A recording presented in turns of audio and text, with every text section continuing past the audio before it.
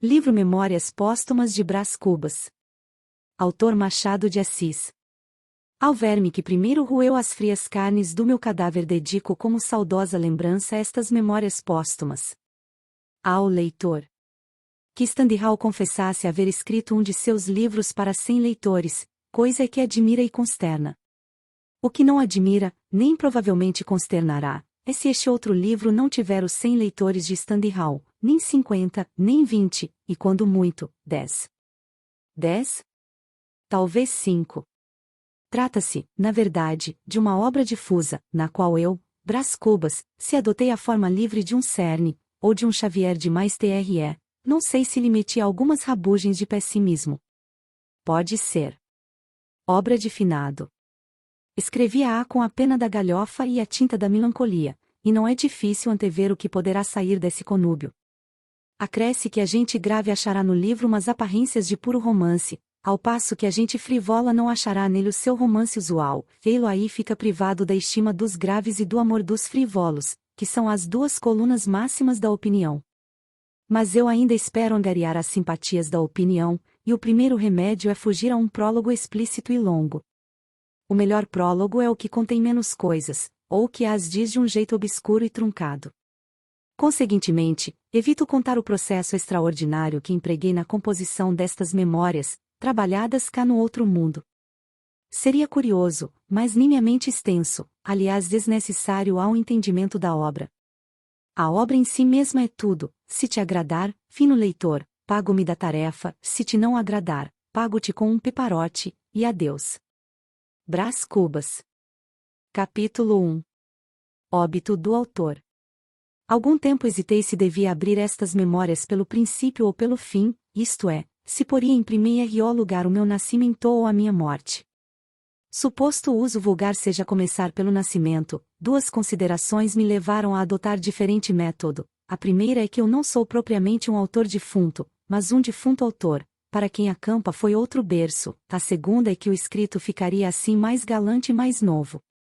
Moisés, que também contou a sua morte, não a pôs no introito, mas no cabo, diferença radical entre este livro e o Pentateuco.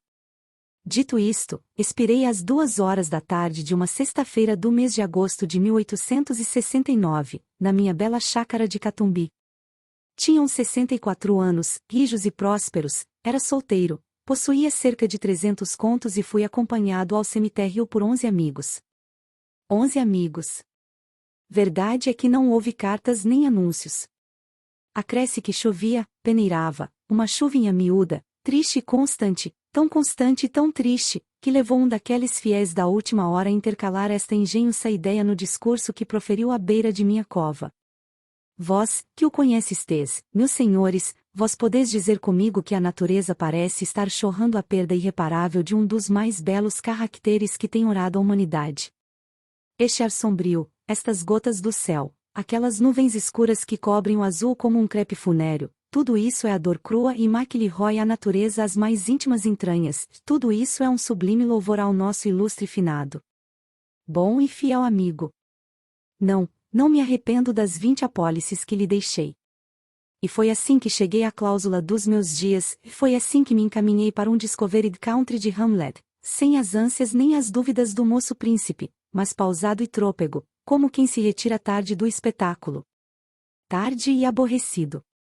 Viram-me ir umas 9 ou 10 pessoas, entre elas 3 senhoras, minha irmã Sabina, casada com um cotrim, a filha, um lírio do vale, e... Tenham paciência. Daqui a pouco lhes direi quem era a terceira senhora. Contentem-se de saber que essa anônima, ainda que não parenta, padeceu mais do que as parentas. É verdade, padeceu mais. Não digo que se carpisse, não digo que se deixasse rolar pelo chão, convulsa. Nem o meu óbito era coisa altamente dramática. Um solteirão que expira aos 64 anos, não parece que reúne em si todos os elementos de uma tragédia. E dado que sim, o que menos convinha a essa anônima era aparentá-lo. De pé, à cabeceira da cama, com os olhos estúpidos, a boca entreaberta, a triste senhora mal podia crer na minha extinção. Morto. Morto. Dizia consigo.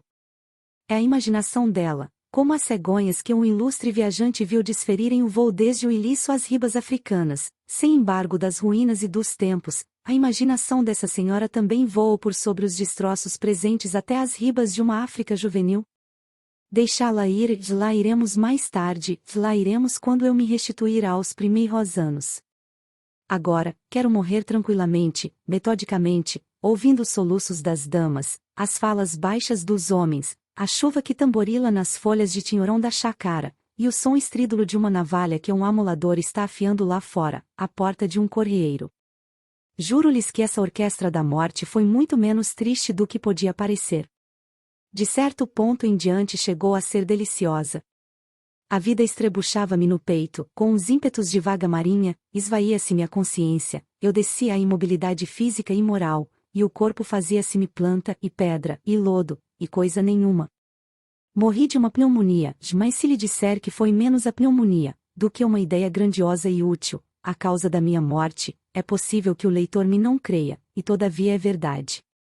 Vou expor-lhe sumariamente o caso. Julgue-o por si mesmo.